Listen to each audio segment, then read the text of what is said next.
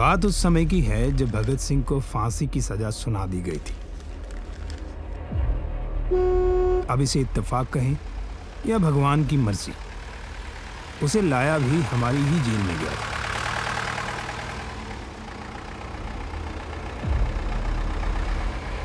उन दिनों लाहौर पुलिस में ज्यादातर मुलाजिम पठान मुसलमान ही थे। हमारी जेल का सूबेदार भी एक पठान था।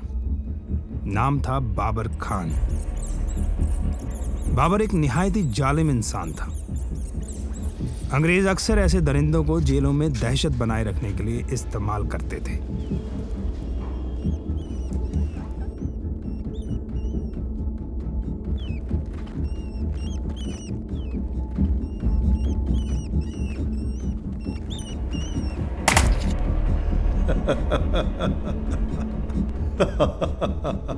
पर इस बार बाबर का काम काफी मुश्किल था।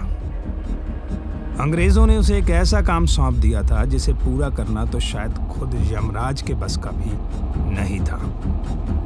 उसे भगत सिंह से एक माफीनामा लिखवाना था। जी हाँ, एक मर्सी पिटीशन। मर्सी पिटीशन लिखवाकर अंग्रेज भगत सिंह की कोई फांसी रोकने की फिराक में नहीं थे।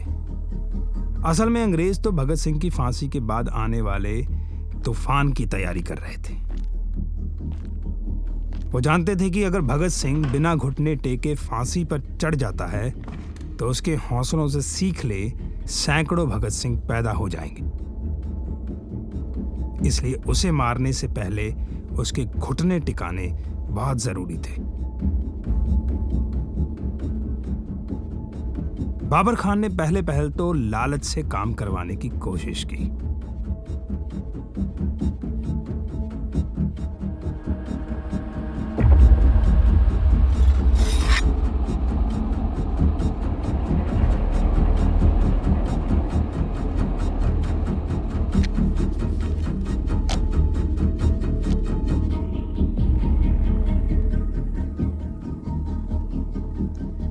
लेकिन जब उसकी ये तरकीब ना चली तो बहुत जल्दी ही वो अपने असली रूप में आ गया।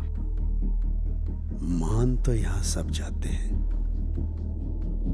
कोई रोटी खा के, कोई डंडा। अब फैसला तुम्हारे हाथों में है कि तुम कैसे मानोगे। बाबर खान ने जुल्म की सारी हदें पार करनी शुरू कर दी।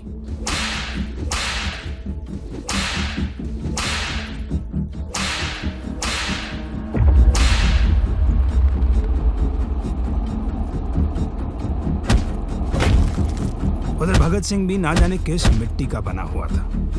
बाबर खान के बेइंतहा जुल्म के बाद भी वो उसे हंस के दिखा रहा था।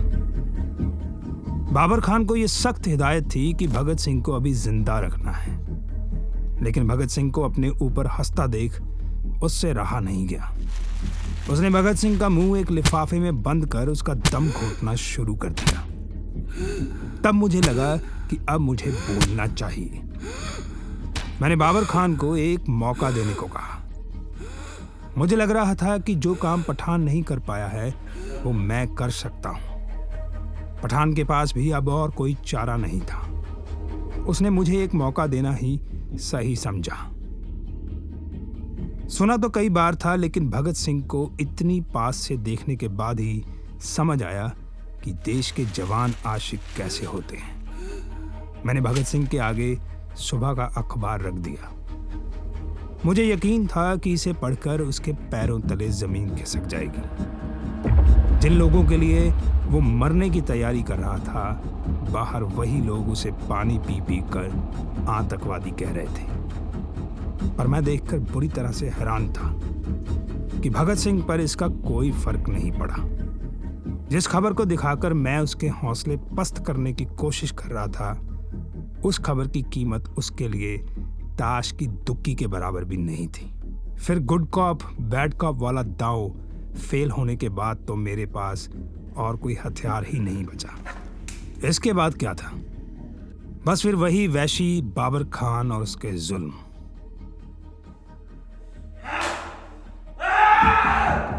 लेकिन एक बात मैं आज भी सोचता हूं, उस समय के लोगों के आतंकवादी कहे जाने पर भगत सिंह को कोई फर्क नहीं पड़ता था, क्योंकि वो उन लोगों के लिए नहीं बल्कि देश की आने वाली पीढ़ियों के लिए लड़ रहा था। पर जरा सोचिए, अगर भगत सिंह को कहीं ये पता होता कि आने वाली पीढ़ियों में से भी कुछ लोग उसे आतंकवादी ही कहने वाले हैं, तो क्या फिर वो उस मर्सी पटिशन पर साइन कर देता?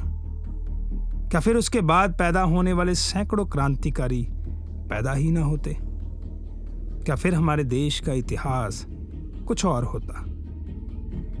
पंजाबी के किसी शायर ने बहुत खूब कहा है, शीशे ता अक्सर झूठ बोलदे ने, दिलां दे दर्द कदों ए फरोलदे ने। पहाड़ा वर्गे होण जिन्हां दे हौसले, समय दियां हवावां नाल ओ कित्थे डोलदे ने। मंदिर गुरद्वारा तां बंदे दा दिल हुंदा, मजहबां वाले तां एवें कुफर तोलदे ने, मजहबां वाले तां एवें कुफर तोलदे ने।